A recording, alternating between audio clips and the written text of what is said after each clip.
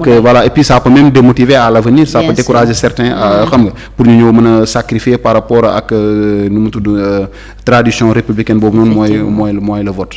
Voilà. On a constaté aussi qu'il y a beaucoup de 0, oui oui donc waaw 0 yu bëri na. gis naa 0 yu bëri foofu. voilà gis naa ne bon léegi il y a juste 2 candidats qui vont se faire rembourser leur caution. à savoir Bassirou Diomaye Diakhar Faye le président. et vraiment voilà Amadou Ba ki nga xam ne moo am 35%. sinon tous les autres malheureusement mes amis les Aliou Mamadou. qui arrive troisième n'a même pas. troisième il a 2,80. il a 2,80. Khalifa il a 1,56. Idi 0,90. pourquoi je m'intéresse à Idi. parce que Idi en 2019 il avait 20,51%. Il a beaucoup régressé. Il est passé même ñu ngi wax sa situation particulièrement à Mbacké où il était à 129 000.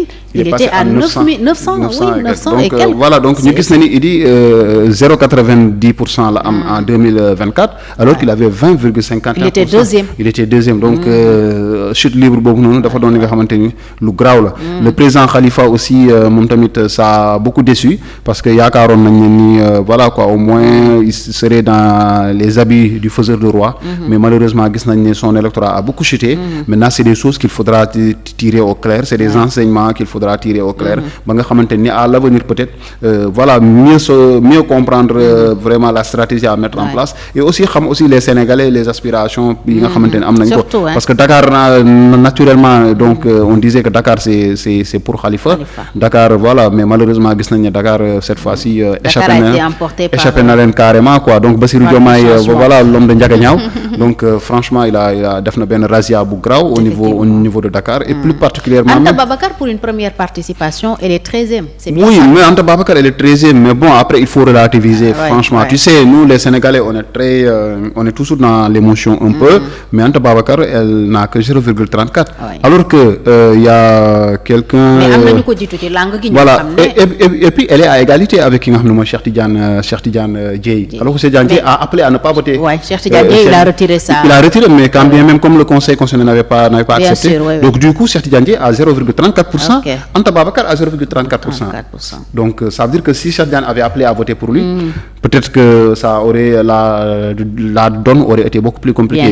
La vérité c'est que il faut le reconnaître, c'est pas un bon score parce que 13e sur moi je dis pas 13e sur 19 mais c'est 13e sur 17 parce que bon en tout cas Habib a demandé à ne pas voter pour lui. Cheikh Tidiane a demandé la même chose. Donc gis nañ ne donc c'est 13e sur 17 et je pense pas que ce soit un bon score vu tamit les moyens qu'elle a déployés sur le plan de la communication. Elle a mis en œuvre pas mal de choses mais malheureusement on a vu étant que aussi la seule femme candidate. Et puis moi j'ai toujours dit que Anta Babacar moi je n'ai rien contre sa candidature mais je pense que c'était une candidature précoce bi nga xamante ni parce que Anta en fait on peut ceux qui sont à Dakar ceux qui connaissent son père etc. Ils connaissent plus ou moins qui est Anta te Anta pas même elle n'était pas connue physiquement forcément, elle était connue de nom. On entendait, c'était la directrice de la Sedima, Anta Babacar, voilà. Donc ça, voilà, tout le monde savait plus ou moins au Sénégal, à Dakar, hein, pas, je dirais pas au Sénégal, à Dakar, les gens ils savaient. Et c'est des gens qui s'intéressaient un peu à tout ce qui est volaille et autres, peut-être ñoo si doon bàyyi xel ou bien aliments de bétail. Mais à part ça, bon, amul doon ñu si bàyyi xel. Donc xamuñu ko woon, en tout cas, voilà, son profil n'était pas bien connu. Donc mu ñëw rek jox si biir donc c'était la surprise du chef mais gis na ne bon vraiment en politique dafa bëri réalité politique dafa am exigence donc boo ko satisfaire rek boo ñëwee bëgg buruxlu comme ni ko gars yi wax nga dugg mën na am ne mën nga si laisser des plumes et là ça peut décourager comme ça peut être une motivation donc la connaissant bon en tout cas pas la connaissant mais bon selon li mu ñu won par rapport à loolu bon gëm nañ ne lii du doon li nga xam ne koy arrêter donc elle va se battre mais je me dis qu'elle aurait pu elle l'a affirmé d'ailleurs faire des municipales elle aurait pu s'engager au niveau des législatives à l'Assemblée nationale donc progressivement xam nga comme benn Marème Soda Ndiaye aujourd'hui elle est passée par l'Assemblée xam nga elle a été sous les feux des projecteurs toog na wax ñu xam mu développer ay des idées qui ont séduit mais Anta Babacar à part la directrice qu'elle est au niveau de la Sedima bon, il y a pas grand, et ça ce sont ses employés qui la connaissent, mais ceux qui travaillent pas avec elle ou bien ses partenaires, ceux qui travaillent pas avec elle ne la connaissent pas. Et les Sénégalais, la vérité c'est que Sénégalais du fal ku mu xamul, ça c'est la vérité. Et Diomaye il a eu la chance que quelqu'un qui est très connu a porté son choix, et ils ont été très inspirés, et c'est le moment de saluer la communication du PASTEF. Ils ont été très intelligents, très futés dans leur communication. Tout de suite quand il y a eu le doute, ils ont dit Diomaye mooy Sonko. Donc ils ont tout de suite. Et le tour était joué. Voilà, donc ils ont maintenu ça, ils l'ont répété. C'était comme voilà quoi. Voilà, c'était comme ay termes de langage yu ñu jox. fu ñu dem c'est ça qu'ils répètent. La mayonnaise avait pris. Après la mayonnaise, bon, même xale yu ndaw da ngay dégg ñu ne la Sonko mooy Diomaye mooy Sonko. Donc ça veut dire que la mayonnaise avait vraiment pris. Mais ki ko porté mooy c'est Ousmane Sonko qui est très connu, qui c'est un homme très médiatisé, bi nga xamante ni non seulement au Sénégal mais à travers le monde. Et puis a pris la peine de faire une vidéo boo xam ne ñu ngi ko diffuser quand il était en prison. C'est ça. te boobu aussi il y avait le doute même dans leur rang.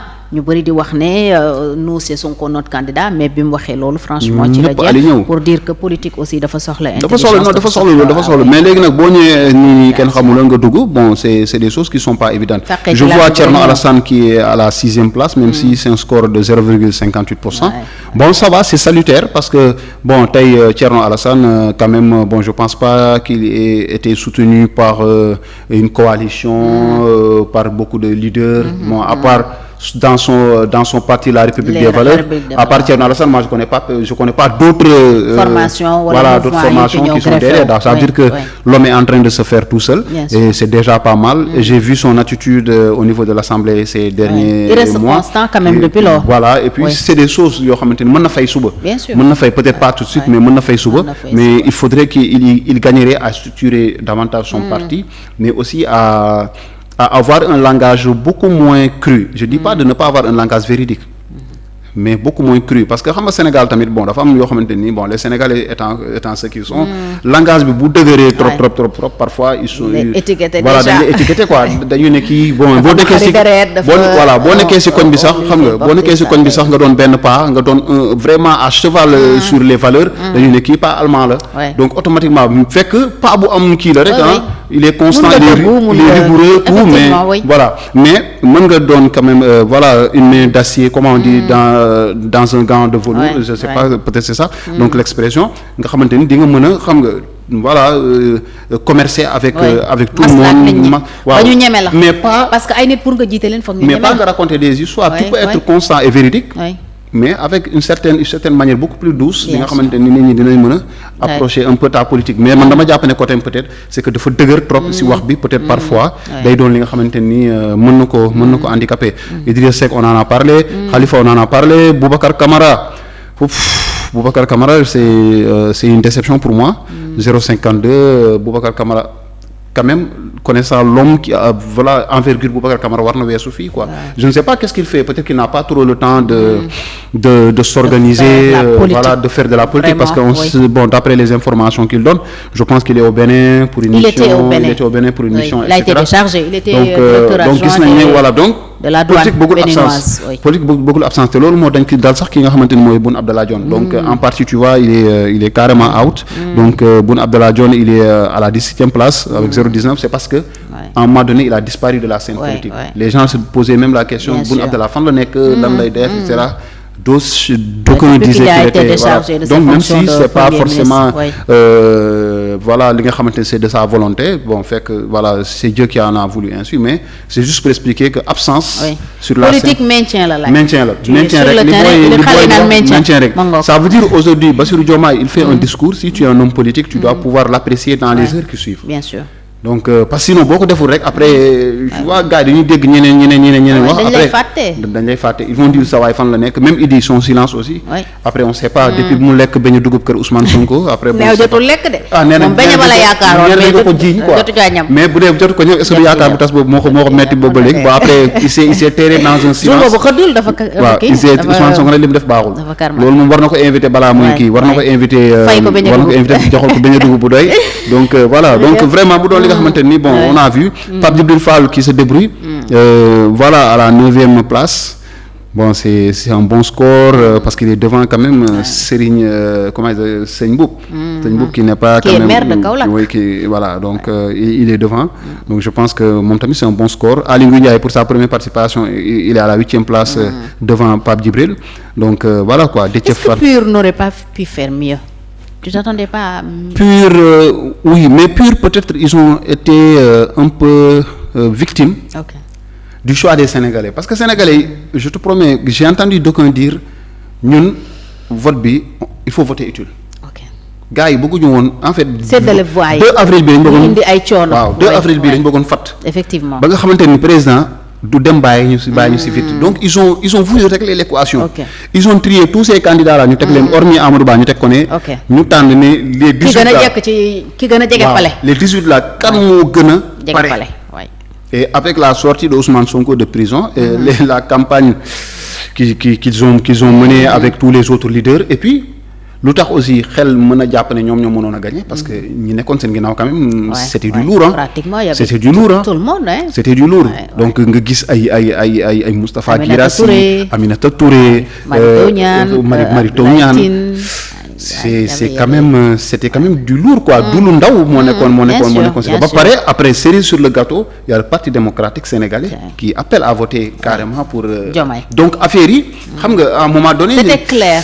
Tu dis, voilà, Amadou, si on veut la continuité, on va voter pour Amadou. Si on veut la rupture, on va voter pour bipolarisation. Mon matérialisé encore. Il fallait en finir. Et puis les Sénégalais, ils ont décidé, nous avons ben vase dañ koy def 4 appuis ben yoon mu jeex nga xamanteni vraiment du nekk fi ku kaw wala door mu daan.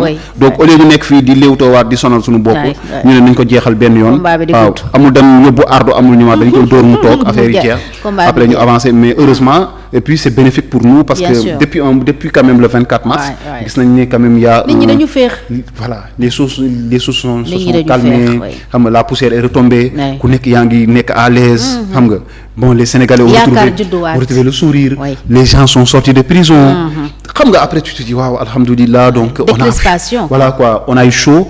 Mais voilà, c'est comme un peu l'histoire bi nga xamante dañ koy raconter entre la Russie et les États-Unis quand ils ont failli en découdre au niveau de Cuba, le blocus de Cuba bi nga xamante ni même Kennedy il avait dit que il n'avait jamais eu aussi peur de sa vie parce que ñoom ñëpp amoon nañu voilà l'arme nucléaire la bombe atomique déjà et au niveau des deux camps ku nekk mënoon nga tukkil àdduna mais saa waay négociation yooyu noonu ñu def noonu ba affaire yi kii ñoom bi ñu si génnee Kennedy dafa ne il n'a jamais eu aussi peur de sa vie donc le Sénégal aussi a frôlé tu vois le crash quoi donc suñu avion tuuti mu xam nga mu daanu mais après on s'est dit voilà quoi il faut aller de l'avant donc léegi ñi fi nekk nañu xam li leen fii teg rek ñu moytu quoi ba di ñu dugal si yeneen histoire yu mel ni wala ay guuta donc y a beaucoup d'espoir bon yàlla bu yaakaar tas donc yàlla bu ñu bennoo tas suñu yaakaar mais yàlla nañu bennoo vraiment gën a suqali suñu yaakaar gën a jëmmal suñu yaakaar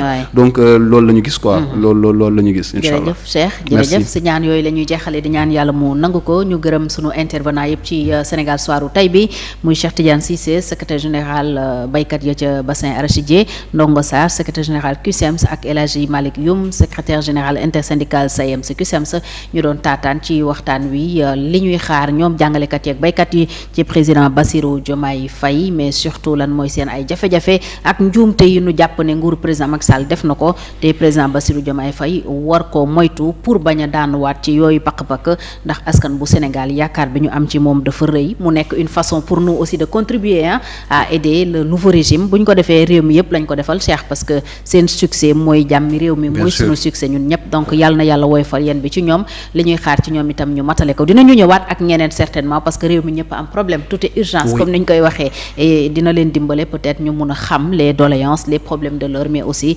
urgence yi ak li ñuy xaar ci ñoom dëgg-dëgg ci weer yu njëkk yi wala at bu njëkk bi ñu gërëm la bu baax Cheikh yow itam ci njàngat li am na solo jërëjëf gërëm toute l'équipe technique bi net ak ñi mu àndal ci liggéey bi di leen dig daje ëllëg incha allah ci beneen numéro Sénégal